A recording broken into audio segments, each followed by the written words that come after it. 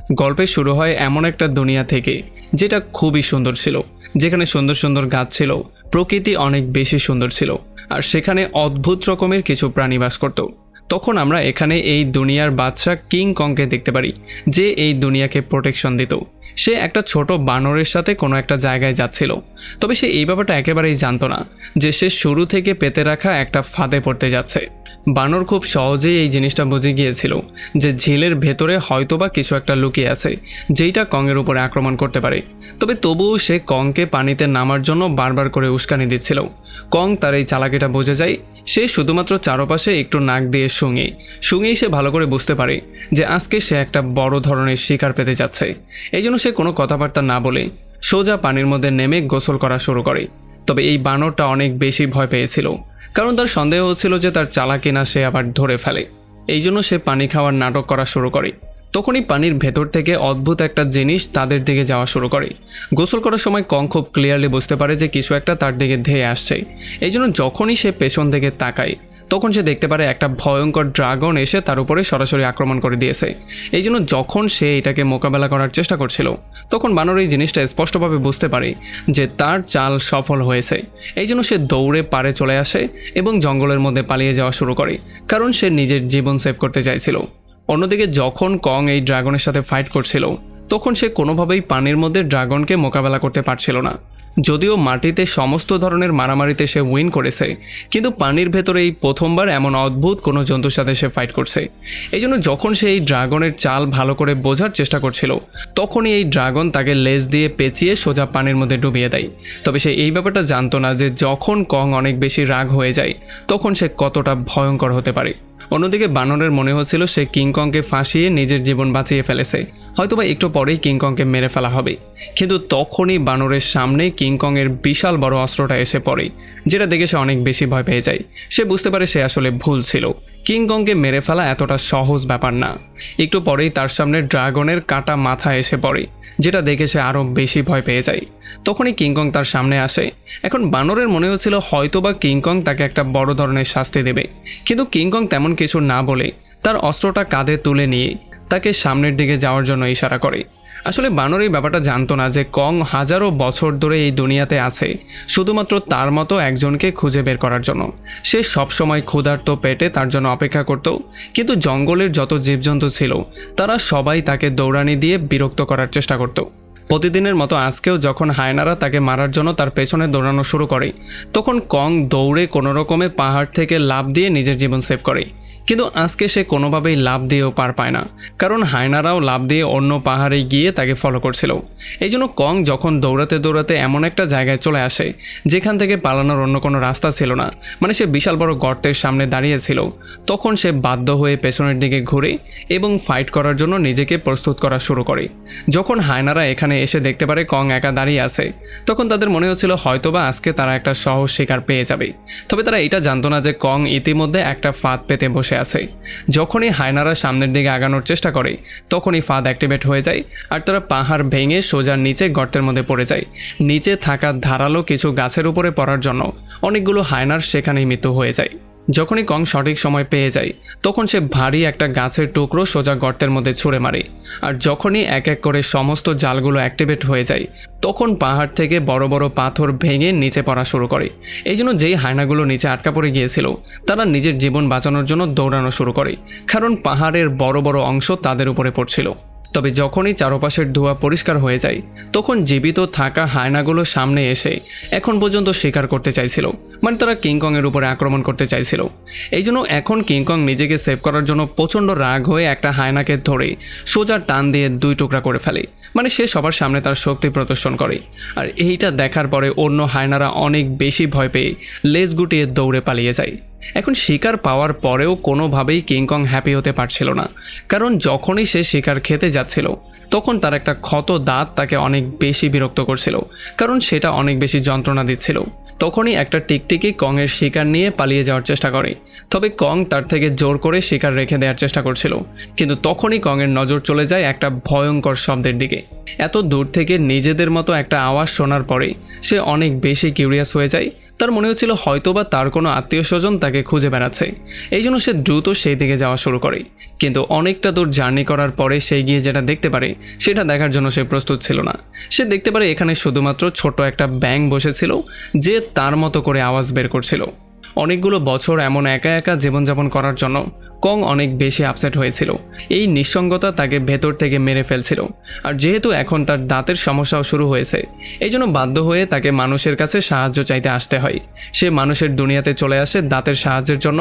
আর এখানে এসেই সে একটা পাহাড়ের উপরে পড়ে অপেক্ষা করা শুরু করে মানুষের সাহায্যের জন্য। সৌভাগ্যবশত একটা বিজ্ঞানীর দলের কংয়ের উপরে নজর পড়ে। তবে যেহেতু তারা কংকে দেখে অনেক বেশি ভয় পেয়েছিল, এই জন্য তারা সেফটির জন্য তাকে প্রথমে অনেক বেশি পরিমাণে অ্যানেস্থেশিয়া দিয়ে দেয়, যেই জন্য কং বেহুশ হয়ে যায়। এরপরে শহরের বিখ্যাত ডেন্টিস্টকে ডেকে আনা হয়। আর ডেন্টিস্ট নিজের প্রোটেকশন নিয়ে সোজা কিংকংয়ের দাঁত ওঠানোর জন্য চলে আসে। এখানে যখন সে দাঁত ওঠানোর জন্য লোহার একটা শক্ত জিনিস দাঁতের চারপাশে বেঁধে দেয়, তখনই কং তার মুখ থেকে খুবই দুর্গন্ধযুক্ত নিঃশ্বাস ছাড়ে, যেই জন্য ডাক্তার অনেকটা বিব্রত হয়ে যায়। তবে যখন সে দাঁত কমপ্লিট করে বেঁধে ফেলে, তখন একটা স্পেসক্রাফটের সাহায্যে জোরে টান দেওয়া হয়। আর খুব সহজেই কংয়ের বিশাল দাঁতটা উপরে উঠে চলে আসে, মানে কংয়ের দাঁত খুলে ফেলা হয়। আর যখন কং জ্ঞান ফিরে পায়, তখন সে দেখতে পারে তার সেই দাঁতটাকে উঠিয়ে এখানে একটা টাইটেনিয়ামের শক্ত দাঁত লাগিয়ে দেওয়া হয়েছে। এই দাঁতের জন্য সে এখন আগের চেয়ে অনেক বেশি পাওয়ারফুল হয়ে গেছে। তার মনে হচ্ছিল এখন এই দাঁতের সাহায্যে সে চাইলে যে কাউকে হারাতে পারবে। তবে তখনই বিজ্ঞানীদের কাছে কংয়ের দুনিয়া থেকে অদ্ভুত রকমের একটা সিগন্যাল চলে আসে। এই সিগন্যালকে বিশ্লেষণ করার জন্য বিজ্ঞানীরা একটা টিম বানিয়ে কংয়ের সাথে পাঠিয়ে দেয়। তারা কংয়ের সাথে একটা স্পেসক্রাফটের সাহায্যে সোজা সেই গর্তের মধ্যে লাফ দেয়, যেই গর্ত দিয়ে কংয়ের দুনিয়াতে যাওয়া হয়। লাফ দেওয়ার সঙ্গে সঙ্গেই অনেক স্পিডে তারা গর্তের মধ্যে ট্রাভেল করা শুরু করে। আর খুব শীঘ্রই তারা কংয়ের সেই দুনিয়ায় চলে আসে যেখানে কং তার পুরো সাম্রাজ্য চালায়। বাসায় ব্যাক করেই কং দেখতে পারে তার খাবার চুরি হয়ে গেছে। এই জন্য সে প্রচণ্ড রাগ হয়ে তার অস্ত্র নিয়ে বেরিয়ে পড়ে খাবারের সন্ধানে। এখানে যাওয়ার পরে সে একটা গর্ত দেখতে পারে, যেই গর্তের ভেতর থেকে নীল রঙের কিছু আলো বেরোচ্ছিল। এই জন্য এখানে সত্যতা যাচাই করার জন্য সে কিছুই চিন্তা না করে সোজা গর্তের মধ্যে লাফ দেয়। গর্তের নিচে আসার সঙ্গে সঙ্গেই সে দেখতে পারে তার কুড়ালে আলো জ্বলছিল। চারপাশে অনেকগুলো চকচকা পাথর ছিল, যেগুলো কুড়ালের আলোর সঙ্গে রিফ্লেক্ট করছিল। আর এই আলোতেই সে দেখতে পারে পেছন দিয়ে খুবই অদ্ভুত এবং ভয়ঙ্কর রকম একটা আওয়াজ আসছে। এই জন্য সে আওয়াজটাকে ফলো করতে করতে একটা পোর্টালের সামনে চলে আসে। যখন সে এই পোর্টাল ক্রস করে, তখন সে ঝর্ণার ভেতর দিয়ে একটা অদ্ভুত দুনিয়াতে চলে আসে, যেটা তার দুনিয়া থেকে সম্পূর্ণ ভিন্ন ছিল। মানে এটা একটা লুকানো নতুন দুনিয়া। যখন কং আরও একটু সামনে আগায়, তখন হঠাৎ করেই সে একটা ভয়ঙ্কর শব্দ শুনতে পারে, যেই শব্দ তাকে তার দিকে টানছিল। যখন সে সেই দিকে ভালো করে তাকায়, তখন সে অনেক বড় বিশাল দেহী একটা ছায়া দেখতে পারে। এটা দেখার পরে কং একটু ঘাবড়ে গেলেও সে তার অস্ত্র নিয়ে ফাইটের জন্য রেডি হয়ে যায়, মানে নিজেকে প্রস্তুত করে ফেলে। কিন্তু যেই ছায়াটা আস্তে আস্তে করে যতই তার সামনে আগাচ্ছিল, ততই তার সাইজ আস্তে আস্তে ছোট হচ্ছিল। আর একেবারে শেষ মুহূর্তে সে যেটা দেখতে পারে, সেটার জন্য সে একেবারেই প্রস্তুত ছিল না। সে দেখতে পারে এইটা খুবই ছোট হলুদ চুলওয়ালা একটা বানর। এই বানর দেখে সে অনেক বেশি ইমপ্রেস হয়ে যায়। আসলে কং এত বছর পরে তার নিজের মতো একটা প্রাণী দেখার পরে সে অনেক বেশি খুশি হয়ে গিয়েছিল। সে কোনোভাবেই এই প্রাণীকে হার্ট করতে চাইছিল না। এই জন্য সে তার অস্ত্র নিচে রেখে তার সঙ্গে বন্ধুত্ব করার চেষ্টা করে। সে যখন তার সামনে বন্ধুত্বের হাত বাড়ায়, তখন তার মনে হচ্ছিল হয়তোবা এই বানরটাও অনেক বছর পরে তার মতো একজনকে দেখে সেও অনেক বেশি খুশি হয়েছে, হয়তোবা সেও তার সঙ্গে বন্ধুত্ব করবে। কিন্তু এই বানরটা উল্টো করে, সে বরং কংয়ের হাতের মধ্যে একটা কামড় দিয়ে দেয়। এখন যখন সেই বানর নিজেকে বাঁচানোর জন্য পালানোর চেষ্টা করছিল, তখন কং কোনোভাবেই তাকে ছাড়তে চাইছিল না, কারণ এতগুলো বছর পরে সে নিজের মতো একজনকে পেয়েছে, তাকে এত সহজে সে হারাতে চাইছিল না। এই জন্য যখন সে তার পেছনে দৌড়াচ্ছিল, তখন হঠাৎ করেই একটা ছায়া তার পেছনে এসে দাঁড়ায়, যেই ছায়াকে দেখার পরে সে পুরোপুরি শক্ট হয়ে যায়। কারণ সে এতগুলো বছর এই এলাকাতে পার করার পরেও সে নিজের মতো টাকলা কোনো গরিলা দেখেনি। যখনই কং কিছু একটা বুঝে ওঠার চেষ্টা করছিল, তখনই লম্বা হাতের দুইটা গরিলা এসে কংকে মাটিতে শুইয়ে ফেলে। আর সেই টাকলা গরিলার মুখের হাসি দেখে আমরা এটা স্পষ্টভাবে বুঝতে পারি যে তারা এখানে ফাইট করার জন্য এসেছে। এই জন্য কং তাদেরকে মারার জন্য প্রস্তুতি নিয়ে ফেলে। সে বড় একটা পাথর নিয়ে সোজা গরিলাদের উপরে আক্রমণ করে দেয় আর তাদেরকে সায়স্তা করা শুরু করে। তবে এগুলো দেখার পরে এই টাকলা গরিলাও তার উপরে আক্রমণ করে দেয়, কিন্তু কং খুব সহজে তাকেও ধোঁকা দিয়ে দেয়। এরপর সে এক এক করে তাদের সবাইকে পিটিয়ে মাটিতে ফেলা শুরু করে। এমনকি সেই টাকলা গরিলা কংয়ের অস্ত্রটা তার হাতে নেয়ার পরেও কোনোভাবেই কংয়ের সঙ্গে পারছিল না। যখন কং তাদের সবাইকে আচ্ছা রকম ধোলাই করে নিজের অস্ত্র নেয়ার জন্য নিচের দিকে ঝুঁকে তখনই একটা ছোট বানর এসে তার মুখের উপরে আক্রমণ করার জন্য লাফ দিয়ে তার মুখের মধ্যে উঠে যায়। তবে যতক্ষণে সে তাকে আক্রমণ করত তার আগেই কং তাকে ধরে তাকেই অস্ত্র বানিয়ে একে একে অন্য গরিলাদেরকে পেটানো শুরু করে। যদিও তারা সবাই খুব ভালো করে জানতো যে তারা কোনোভাবেই কংয়ের সঙ্গে পারবে না, তবে তবুও তারা একের পর এক কংয়ের উপরে আক্রমণ করেই যাচ্ছিল। তবে এই মারামারির মধ্যে একটা গরিলা যখন পাহাড় থেকে নিচের দিকে পড়ে যাওয়া শুরু করে তখন কং মানবতা দেখিয়ে তাকে হাত দিয়ে ধরে উপরে তুলে নিয়ে আসে।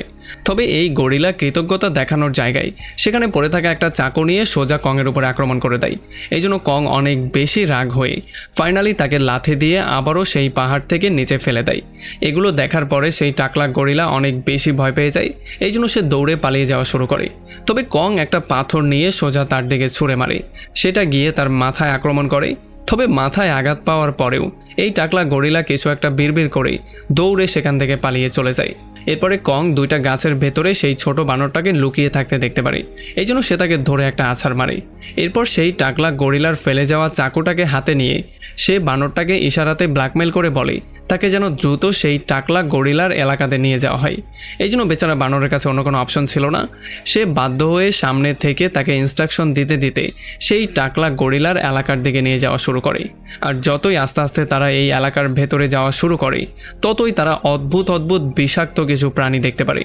তবে এই সুন্দর দেখা জঙ্গলের ভেতরে প্রত্যেকটা কাইকে কাইকে ভয়ঙ্কর জিনিসপত্র লুকিয়েছিল, যেগুলো তাদের জার্নি আরও বেশি ডিফিকাল্ট করে দেবে। এই জন্য বানর নিজের জীবন বাঁচানোর জন্য তাকে সেই লেকের পাড়ে নিয়ে আসে যেখানে ড্রাগন বাস করত। তবে এই বানর এটা জানতো না যে কিংকংয়ের সামনে কোনো ড্রাগনই ফাইট করে পারবে না। এই জন্য সে খুব সহজেই সেই ড্রাগনকে মেরে ফেলে আর তার মাথা এনে বানরের সামনে ফেলে। এরপর সে খুব রিল্যাক্সে বসে ড্রাগনকে খাওয়া শুরু করে। এমন সুস্বাদু খাবার দেখার পরে বানরও কোনোভাবে নিজের লোভ সামলাতে পারছিল না। সে কিংকংয়ের পাশে গিয়ে বসে তার সঙ্গে খাবার খেতে চাইছিল, কিন্তু সে সাহস করতে পারছিল না। তবে কং খুব সহজেই তার সিচুয়েশন বুঝতে পারে। এই জন্য সে নিজেই কিছু মাংস ছিঁড়ে তার দিকে হাত বাড়িয়ে দেয়, কিন্তু বানর কোনোভাবেই তাকে বিশ্বাস করতে পারছিল না। এই জন্য সে পেছনে সরে যায়। তবে কং এইটা দেখে অনেক বেশি রাগ হয়ে তার দিকে সেই মাংস ছুঁড়ে মারে। মনে হচ্ছিল সে তাকে বলছে তুমি খেলে খাও, না খেলে বসে থাকো, আমার এতে কিছু করার নেই। আর এগুলো দেখে ক্ষুধার্ত বানর গিয়ে মাংসের উপরে ঝাঁপিয়ে পড়ে। সে যখন মাংস খাচ্ছিল তখন তার কংয়ের প্রতি আস্তে আস্তে দৃষ্টিভঙ্গিও পরিবর্তন হয়ে যাচ্ছিল। তার মনে হচ্ছিল কং আসলে অতটাও খারাপ না যতটা সে চিন্তা করেছিল। এই জন্য সে ফাইনালি অনেক বেশি সাহস জুগিয়ে কংয়ের পাশে গিয়ে বসে পড়ে এবং তারা দুজন একসাথে খাবার উপভোগ করা শুরু করে। এই মুহূর্ত দেখে আমাদের মনে হচ্ছিল যে হয়তোবা কোনো বাবা তার ছেলের সঙ্গে খুবই সুন্দর একটা মুহূর্ত পার করছে। তবে তারা দুজনের কেউই জানতো না যে যতই তারা আস্তে আস্তে করে সামনের দিকে আগাবে বিপদ তাদের উপরে তত বেশি পরিমাণে আসা শুরু করবে।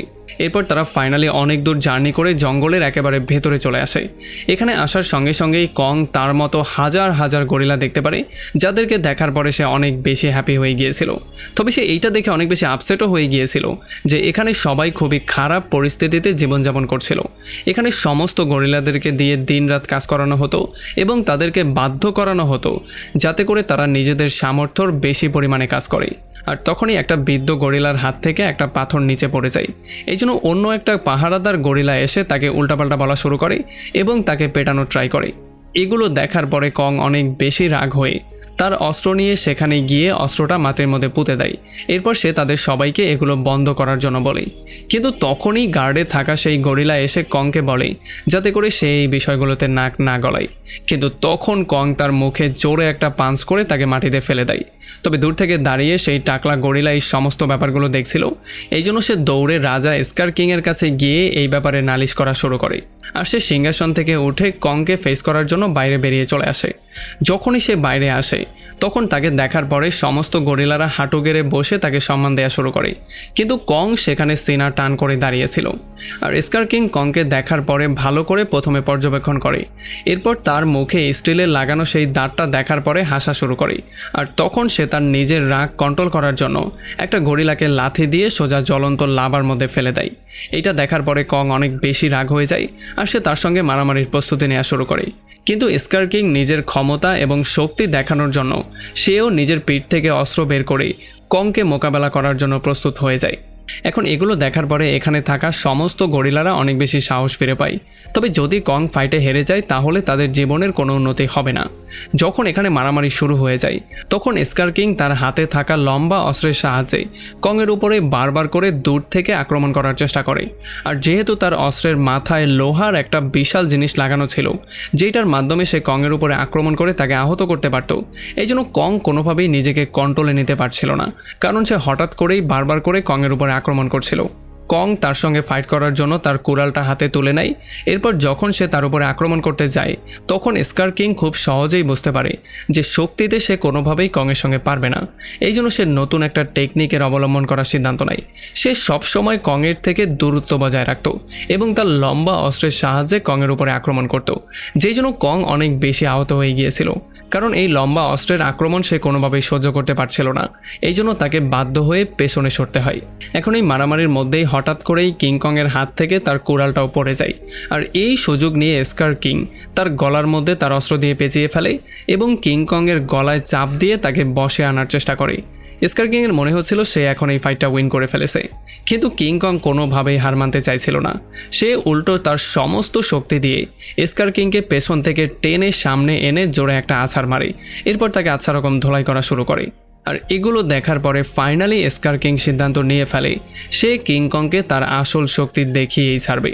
যখনই স্কার কিং তার অস্ত্রে লাগানো পাথরটাকে ভালো করে পয়েন্ট করে তখন এই পাথরটা চকচক করা শুরু করে। আর তখন কিছু গরিলারা পাহাড় থেকে পাথর কেটে লাভার রাস্তাটা পুরোপুরি বন্ধ করে দেয়।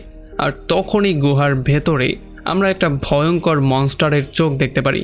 আশেপাশের সমস্ত কিছু থরথর করে কাঁপা শুরু করে আর সমস্ত আগুনের জিনিসগুলো বরফে পরিবর্তন হয়ে যায়। একটু পরেই আমাদের সামনে চলে আসে সেই বিশাল মনস্টার টাইটান শিমো, যে একটা সময় পুরো পৃথিবীকে বরফ করে দিয়েছিল। এরপরে স্কার কিং শিমোকে কংয়ের উপরে আক্রমণ করতে বলে, তবে এই অর্ডারে সে কোনোভাবেই হ্যাপি ছিল না। তবে যখন তার উপরে বারবার করে প্রেশার সৃষ্টি করা হয় তখন বাধ্য হয়ে শিমো কংয়ের উপরে আক্রমণ করে দেয়। কং নিজেও অনেক বেশি চালাকি করে প্রথম আক্রমণ থেকে লাফ দিয়ে নিজেকে সেভ করে ফেলে, কিন্তু যখন পরবর্তীতে বারবার তার উপরে আক্রমণ করা হয় তখন কং তার কুড়ালের সাহায্যে এই আক্রমণগুলো ফেস করার চেষ্টা করে, কিন্তু শিমোর অসীম পাওয়ারের সামনে কং কোনোভাবেই দাঁড়াতে পারছিল না। আস্তে আস্তে করে সে পরাজিত হচ্ছিল, তার হাতগুলো খুব সহজেই বরফ হয়ে যাচ্ছিল। আর হঠাৎ এই আক্রমণের জন্য তার ডান হাত অনেক বেশি ইনজুর্ড হয়ে যায় আর সে একেবারে হাড়ের দ্বার প্রান্তে চলে আসে। সুযোগ বুঝে স্কার কিং কিং কংকে মেরে ফেলার অর্ডার দেয়। তবে যখনই শিমো তার উপরে পরবর্তী আক্রমণ করতে যাচ্ছিল তার আগেই সেই ছোট বানরটা তাকে ইশারা করে দ্রুত সুড়ঙ্গের মধ্যে ঢোকার জন্য বলে। শিমো বাধ্য হয়ে তার উপরে পরবর্তী আক্রমণ করে দেয়, তবে কং নিজের জীবন বাঁচানোর জন্য দৌড়ে সেই সুড়ঙ্গের মধ্যে ঢুকে যায়। এই জন্য যখন শিমো তার উপরে আক্রমণ করে তখন সেটা সুড়ঙ্গের মুখেই আটকা পড়ে যায়। তবে এখন পর্যন্ত কংকে মারার জন্য কয়েকশো গরিলা তাকে ফলো করছিল। তবে সবচেয়ে সৌভাগ্যের ব্যাপার ছিল এইটা যে যেহেতু কং এই জঙ্গলের মধ্যে অনেক বছর পার করেছে এই জন্য সে জঙ্গলের বিভিন্ন পয়েন্টে বিভিন্ন ফাঁদ পেতে রেখেছিল। তবে এই গরিলাদের সংখ্যা এত বেশি ছিল যে এই ফাঁদগুলোও কোনোভাবে কাজ করছিল না। একটা সময় সমস্ত গরিলারা কংকে এমন একটা পয়েন্টে আটকে ফেলে যেখান থেকে কং চাইলেও আর পালাতে পারবে না। তবে সেখানে কং একটা ফাঁদ পেতে রেখেছিল যার মাধ্যমে সে গরিলাদেরকে এখানে পরাস্ত করতে পারত। তবে যেহেতু বারবার করে গরিলারা ফাঁদে পড়ে এসেছিল এই জন্য এইবার তারা অনেক বেশি সতর্ক ছিল। তারা সামনে আগানোর আগে চারপাশটা ভালো করে চেক করে আর খুব সহজেই একটা দড়ির মতো জিনিস পেয়ে যায় যেটা ফাঁদ অ্যাক্টিভেট করার জন্য লাগানো হয়েছিল। মানে কংয়ের প্ল্যানটা পুরোপুরি ফেল হয়ে গিয়েছিল। আর যখন কং বুঝতে পারে তার প্ল্যান ফেল হয়ে গেছে তখন সে অনেক বেশি আপসেট হয়ে যায়। তার মনে হচ্ছিল হয়তোবা এইবার আহত অবস্থায় তাকে মেরে ফেলা হবে। তবে তখনই হঠাৎ করে উপরে লাগানো সেই ফাঁদটা অ্যাক্টিভেট হয়ে যায় আর হাজারো টনের পাথর এসে সমস্ত গরিলাদের উপরে পড়ে, যেই জন্য এখানে সমস্ত গরিলার মৃত্যু হয়ে যায়। আর তখন কং দেখতে পারে যে সেই ফাঁদটা অ্যাক্টিভেট করেছে আর অন্য কেউ না, সেটা হচ্ছে সেই ছোট বানরটা। আর এই বানরটাও তার সঙ্গে তার মতো করে আওয়াজ করে এই ব্যাপারটা সেলিব্রেট করে। যখন তারা দুজন বাসার দিকে ব্যাক করছিল তখন তারা কোনোভাবে এই জিনিসটা জানতো না যে একটা গরিলা এই আক্রমণ থেকেও বেঁচে গিয়েছিল। অন্যদিকে কংয়ের সাথে আসা বিজ্ঞানীরা হঠাৎই এসে দেখতে পারে তাদের বেস পুরোপুরি ধ্বংস করে দেয়া হয়েছে। তখনই তাদের নজর পড়ে একটা বিশাল দেহী হাতের চিহ্নের উপরে, যেই চিহ্ন দেখার পরে তারা স্পষ্টভাবে বুঝতে পারে যে হয়তোবা এখানে কংয়ের মতোই আরও অনেক ভয়ঙ্কর জিনিস বাস করে। এই জন্য তারা দ্রুত জঙ্গলের ভেতরে এটা ব্যাপারে অনুসন্ধান করতে বেরিয়ে পড়ে। এখানে যাওয়ার পরেই তারা সিক্রেট একটা টেকনোলজি দেখতে পারে। যখনই মেয়েটা এই পাথরটাকে ভেতরে ঢুকিয়ে দেয় তখনই হঠাৎই চারপাশ থেকে পানি আসা শুরু করে। সমস্ত পানি এসে এখানে একটা স্রোতের সৃষ্টি করে, আর সমস্ত পানি স্রোতের মাধ্যমে জঙ্গলের ভেতরের দিকে যাওয়া শুরু করে। পানির স্রোত ফলো করতে করতে তারা জঙ্গলের এমন একটা জায়গায় চলে আসে যেখানে তারা একটা অদ্ভুত রহস্যময় দেয়াল দেখতে পারে। আসলে এই দেয়ালটা জঙ্গলের অন্য একটা পার্টকে এই পার্ট থেকে আলাদা করেছিল, মানে সেটা সেই পার্টটাকে লুকিয়ে রেখেছিল। যখনই বিজ্ঞানীরা এটাকে টাচ করে তখন একটা নীল রঙের আলো বেরিয়ে আসে, যেই আলো এই দেয়ালটাকে খুলতে সাহায্য করে। একটু পরেই তারা বুঝতে পারে এই দেয়ালের পেছনে কিছু একটা আছে। এই জন্য যখন তারা দেয়াল ফুটো করে বাইরে চেক করে তখন তারা এমন একটা জিনিস দেখতে পারে যেটা দেখে তারা অনেক বেশি হ্যাপি হয়ে যায়। আসলে তারা এই দেয়ালের পেছনে অদ্ভুত রকম সুন্দর একটা দুনিয়া দেখতে পারে, যেটাকে এই দেয়ালের মাধ্যমে প্রোটেকশন দিয়ে রাখা হয়েছিল। এই দুনিয়া সম্পর্কে না আজ পর্যন্ত কেউ জেনেছে, না কেউ আজ পর্যন্ত এই দুনিয়া ভিজিট করেছে। তবে যখনই বিজ্ঞানীরা এই দুনিয়ার ভেতরে ঢুকে তখন এখানে নেটিভ মানুষরা তাদেরকে এসে চারপাশ থেকে ঘিরে ফেলে। আসলে এই নেটিভ মানুষদেরকে দেখতে মানুষের মতোই মনে হচ্ছিল, তবে তাদের পোশাক আশাক আচার আচরণ সব কিছু ভিন্ন ছিল। তারা বিজ্ঞানীদের কোনো ক্ষতি করে না, বরং তাদেরকে ধরে তারা তাদের আস্তানায় নিয়ে আসে। এখানে এসে তারা দেখতে পারে যে এখানে হাজার হাজার নেটিভ মানুষজন ছিল, যারা সবাই হাজার হাজার বছর ধরে পৃথিবীর নিচের এই নতুন দুনিয়াতে বসবাস করত, আর তারা সেই পোর্টাল সুরক্ষিত রাখত যেটা সরাসরি পৃথিবীর সাথে কানেক্টেড। আসলে স্কার কিং হাজার বছর ধরে এই জায়গাটাকেই খুঁজে বের করার চেষ্টা করছিল, যাতে করে সে এই পোর্টাল দিয়ে পৃথিবীতে যেতে পারে এবং মানুষের দুনিয়া পুরোপুরিভাবে দখল করতে পারে। এখন যখন কং তার বাসার দিকে ব্যাক করছিল তখন সে মানুষের গন্ধ শুনতে পারে। সে বুঝতে পারে মানুষ তার আশেপাশেই আছে, তবে এই অদৃশ্য দেয়ালের জন্য সে কোনোভাবেই মানুষজনকে সেখানে দেখতে পারছিল না। এই জন্য এখানে নেটিভ মানুষজন এই দেয়ালের মধ্যে বিশাল বড় একটা ফুটো করে দেয়, যার মাধ্যমে কং খুব সহজেই দেয়াল ক্রস করে মানুষের কাছে চলে আসতে পারে। তবে তারা এই ব্যাপারটা জানতো না যে কংকে যেই গরিলা ফলো করছিল সেও দূর থেকে এই সমস্ত ব্যাপারগুলো দেখে ফেলেছে। এখন যখনই কং মানুষের সামনে আসে তখন সে অনেক বেশি আহত হয়েছিল, এই জন্য সে মাটিতে শুয়ে পড়ে। বিজ্ঞানীরা দেখতে পারে যে তার হাত গুরুতর অবস্থায় আহত হয়ে আছে, সে এখন কিছু করার মতো অবস্থায় নেই। এই জন্য এই ব্যাপারগুলো দেখার পরে ফাইনালি ডক্টররা সিদ্ধান্ত নিয়ে ফেলে তারা কংয়ের হাতকে রিপ্লেস করে একটা মেকানিক্যাল হাতে কনভার্ট করে দেবে। আর এটা হচ্ছে সেই মেকানিক্যাল হাত যেটা পূর্বে ডক্টররা ডিজাইন করেছিল কংকে আরও বেশি পাওয়ারফুল করার জন্য। তবে গুড নিউজ ছিল সেই গ্যাজেটটা এখনও ধ্বংস হয়ে যাওয়া তাদের সেই বেসের নিচে আন্ডারগ্রাউন্ড একটা টানেলের ভেতরে সুরক্ষিত অবস্থায় রাখা ছিল। ডক্টর দ্রুত সেখানে গিয়ে সেই গ্যাজেটটা বাইরে বের করে এবং সেটাকে সোজা নিয়ে কংয়ের গায়ের উপরে ছেড়ে দেয়। যখনই সেই মেশিনটা কংয়ের শরীরে এসে পড়ে তখন সে নিজে নিজেই কংয়ের ক্ষতস্থান খুঁজে বের করে এবং নিজে নিজেই সেই জায়গায় ফিট হওয়া শুরু হয়ে যায়। আর যখনই সেই মেশিনের মধ্যে লাগানো স্পেশাল মেডিসিনগুলো কংয়ের শরীরের মধ্যে পুশ করা হয় তখন কং তার শরীরের মধ্যে অদ্ভুত রকমের একটা পাওয়ার অনুভব করতে পারে। তার চোখে এটা আমরা স্পষ্টভাবে দেখতে পারি। তার মুখের হাসি দেখে আমরা বুঝতে পারি যে এই মেশিনটা সে অনেক বেশি পছন্দ করেছে। তবে তখনই এই দেয়াল ফুটো করে জঙ্গলের ভেতর থেকে ছোট বানরটা দৌড়ে কংয়ের কাছে চলে আসে। সে তাকে স্পষ্ট করে বলে যে স্কার কিং এই দুনিয়া সম্পর্কে জেনে গিয়েছে, এখন সে তার সমস্ত বাহিনী নিয়ে শিমুর সঙ্গে এই দুনিয়াতে এসে আক্রমণ করার প্ল্যানিং করেছে। কং একা চাইলেও স্কার কিং এবং শিমুর সঙ্গে মোকাবেলা করতে পারত না। এই জন্য এখন তার কাছে শুধুমাত্র একটাই অপশন ছিল, সেটা হচ্ছে যত দ্রুত সম্ভব মানুষের দুনিয়াতে ব্যাক করে সেখানে হাজার বছর ধরে ঘুমিয়ে থাকা গডজিলাকে জাগানো। তবে সে এই ব্যাপারটা জানতো না যে যেই গডজিলাকে সে তার সাহায্যের জন্য জাগানোর চেষ্টা করতে যাচ্ছে সেই গডজিলাই তার সবচেয়ে বড় বিপদের কারণ হয়ে দাঁড়াবে।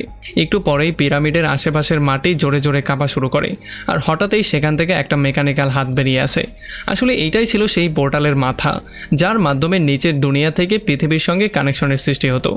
যখনই কং পৃথিবীর উপরে উঠে আসে তখন হাজারো বছর ধরে ঘুমানো গডজিলা ঘুম থেকে উঠে যায় এবং কংয়ের উপস্থিতি টের পেয়ে দৌড়ে এই দিকে চলে আসে।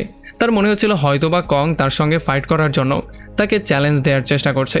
এই জন্য সে কোনো কিছু চিন্তা না করে কংয়ের সাথে মারামারি করার জন্য প্রস্তুতি নেওয়া শুরু করে। তার চেহারায় থাকা রাগ আমাদেরকে স্পষ্টভাবে বলছিল সে আজকে কংকে কোনোভাবেই জীবিত ছাড়বে না। যখন কং দেখতে পারে গডজিলা তার দিকে অনেক স্পিডে আক্রমণ করার জন্য আসছে তখন কং তার হাতের সাহায্যে গডজিলাকে থামার জন্য বলে এবং তাকে বোঝানোর চেষ্টা করে কিন্তু গডজিলা কোনোভাবেই কোনো কথা শুনতে চাইছিল না। সে এসে সোজা কংকে ধাক্কা দিয়ে কয়েক মিটার দূরে নিয়ে ফেলে। এই জন্য কং অনেক বেশি আহত হয়ে যায়। যখন গডজিলা তাকে আবারও আক্রমণ করতে আসছিল তখন কং নিজেকে বাঁচানোর জন্য তার চোখে মুখে বালু মেরে তাকে শান্ত করার চেষ্টা করে, কিন্তু চোখে বালু যাওয়ার পরে গডজিলা আরও বেশি রাগ হয়ে যায়। এই জন্য সে তাকে ধরে ভালো করে আঁচড়ানো শুরু করে। আর যখন কং তাকে হাতের ইশারায় থামার জন্য বলে তখন গডজিলা তার হাতকেই কামড়ানো শুরু করে। কং নিজেকে সামলে ওঠার আগেই গডজিলা আরও একবার তার উপরে আক্রমণ করে দেয়। যখন কং বুঝতে পারে তার সঙ্গে কথাবার্তায় কাজ হবে না তখন কং নিজেও তার উপরে আক্রমণ করার সিদ্ধান্ত নেয়। সে তাকে আচ্ছা রকম করে ধোলাই করে। যদিও গডজিলা তার পিক ফর্মে ছিল, কিন্তু মেকানিক্যাল হাতের সাহায্যে এখন কংও অনেক বেশি পাওয়ারফুল ছিল। সে গডজিলাকে চাইলেই হারাতে পারত। তবে যখন কং বুঝতে পারে যে যদি সে গডজিলার সাথে মারামারি করে তাহলে তার ও গডজিলা দুজনেরই এনার্জি নষ্ট হবে, তারা শত্রুপক্ষের সাথে মারামারি তখন আর করতে পারবে না। এই জন্য সে গডজিলাকে জোর করে টেনে সেই পোর্টালের দিকে নেওয়া শুরু করে। অন্যদিকে নেটিভ লোকেরা স্কার কিংকে আটকানোর জন্য একটা স্পেশাল ধরনের মন্ত্র পড়ে লাল একটা লিকুইড একটা জিনিসের মধ্যে মিশিয়ে দেয়। আর যখনই এই লিকুইডটা পৃথিবীর স্পর্শে আসে তখন এখানে একটা জাদুর শক্তি অ্যাক্টিভেট হয়ে যায়। আর এই লিকুইড এমন একটা শক্তি অ্যাক্টিভেট করে দেয় যেটার মাধ্যমে দুইটা পিরামিড একসাথে এসে জোড়া লাগা শুরু হয়। যদি এই দুইটা পিরামিড একসাথে এসে জোড়া লেগে যায় তাহলে কিছু সময়ের জন্য গ্র্যাভিটি পুরোপুরিভাবে স্টপ হয়ে যাবে এবং আশেপাশের সমস্ত প্রাণীগুলো হাওয়ার মধ্যে ওড়া শুরু করবে। এতে করে স্কার কিংয়ের জন্য সেই পোর্টাল পর্যন্ত পৌঁছানো অনেকটা কঠিন হয়ে যাবে। তবে এই দুইটা পিরামিড একসাথে মিলিত হওয়ার আগেই স্কার কিং দেয়াল ভেঙে এই পৃথিবীর মধ্যে চলে আসে। সে এসেই পিরামিডের এই ব্যাপারটা বুঝতে পারে। এই জন্য সে শিমোকে অর্ডার দেয় যাতে করে পিরামিডের উপরে আক্রমণ করে দুই পিরামিডের মাঝখানের রাস্তা বরফ দিয়ে বন্ধ করে দেয়া হয়। এই জন্য শিমো আক্রমণ করে এই কাজটাই করে। তবে তখন এই পোর্টালের ভেতরে ভয়ঙ্কর শব্দ হওয়া শুরু হয় আর খুব শীঘ্রই পোর্টালের ভেতর থেকে গডজিলা আর কং এই পৃথিবীতে চলে আসে। তাদের আসার জন্য একটা ভয়ঙ্কর বাতাসের সৃষ্টি হয়, যেই বাতাসের জন্য এখানে সবাই অনেক বেশি ভয় পেয়ে যায়। এখানে আসার সঙ্গে সঙ্গেই গডজিলা স্কার কিং আর শিমোকে দেখতে পারে। তাদেরকে দেখার সঙ্গে সঙ্গেই গডজিলার সমস্ত ব্যাপারগুলো স্পষ্টভাবে বুঝতে পারে যে কং তাকে কেন এখানে নিয়ে এসেছে। এই জন্য সে কোনো কথাবার্তা না বলে কংয়ের সঙ্গে মিলে গডজিলা আর শিমোর উপরে আক্রমণ করা শুরু করে। স্কার কিং আর শিমো দৌড়ে এসে তাদের উপর আক্রমণ করার চেষ্টা করে। দুই পাশ থেকে তারা চারজনেই সমান শক্তিশালী ছিল, কেউ কারো থেকে কম ছিল না। কিন্তু তখনই পিরামিডের মাঝখানের বরফ গলে যায়। যখন তারা একে অন্যের উপরে আক্রমণ করতেই যাচ্ছিল তখনই দুইটা পিরামিড জোড়া লেগে যায়। এই জন্য এখানে সমস্ত গ্র্যাভিটি শূন্য হয়ে যায়। তারা কোনোভাবেই নিজেদেরকে কন্ট্রোল করতে পারছিল না। তবে এই গ্র্যাভিটি না থাকা সত্ত্বেও গডজিলা নিজেকে কন্ট্রোল করে সোজা শিমোর উপরে আক্রমণ করতে চলে আসে। অন্যদিকে স্কার কিং কংয়ের কুড়ালটা নিয়ে সোজা গিয়ে কংয়ের উপরেই আক্রমণ করে দেয়, কিন্তু কং তার মেকানিক্যাল হাতের সাহায্যে প্রত্যেকটা আক্রমণকে থামিয়ে দিচ্ছিল। তবে একটু পরেই কং নিজেকে কন্ট্রোলে নিয়ে আসে এবং সোজা গিয়ে স্কার কিংয়ের উপরে আক্রমণ করার চেষ্টা করে। কিন্তু যেহেতু স্কার কিংয়ের অনেকগুলো সৈন্য সামন্ত ছিল, তারাও এসে কংয়ের উপরে পেছন থেকে আক্রমণ করা শুরু করে। এগুলো দেখার পরে সেই ছোট বানরটা একটা পাথরের সাহায্যে কংয়ের সাহায্য করা শুরু করে। অন্যদিকে সুযোগ পাওয়ার সঙ্গে সঙ্গেই শিমো গডজিলার উপরে আক্রমণ করে আর তাকে পুরোপুরি বরফে জমিয়ে ফেলে। কিন্তু গডজিলাও কোনোভাবে কম পাওয়ারফুল ছিল না। সে এক ঝটকার সাহায্যে সমস্ত বরফ উড়িয়ে দেয় আর সোজা শিমোর উপরে আক্রমণ করতে চলে যায়। আর তখনই অ্যান্টি গ্র্যাভিটি সিস্টেম বন্ধ হয়ে যায় আর গ্র্যাভিটি আবারও ফিরে আসে। সুযোগ পাওয়ার সঙ্গে সঙ্গেই কং স্কার কিংয়ের উপরে আক্রমণ করার জন্য তাকে ধরার চেষ্টা করে, কিন্তু স্কার কিং খুবই চালাকি করে নিজেকে সেই পোর্টালের দিকে নিয়ে যাওয়া শুরু করে। তাকে আটকানোর জন্য গডজিলা আর কং সেই পোর্টালের দিকে যাওয়া শুরু করে, কিন্তু এই হঠাৎ দৌড়াদৌড়ি করার জন্য কংয়ের কুড়ালটা সেখানেই রয়ে যায়। অন্যদিকে মানুষ এই ব্যাপারটা কোনোভাবে আঁচ করতেও পারছিল না যে একটু পরে তাদের উপরে কত ভয়ঙ্কর একটা বিপদ আসতে যাচ্ছে। সমুদ্রের ঢেউগুলো হঠাৎই বরফে জমে যায় আর একটু পরেই সেই ঢেউ ফুটো করে স্কার কিং শিমোকে নিয়ে এখানে চলে আসে।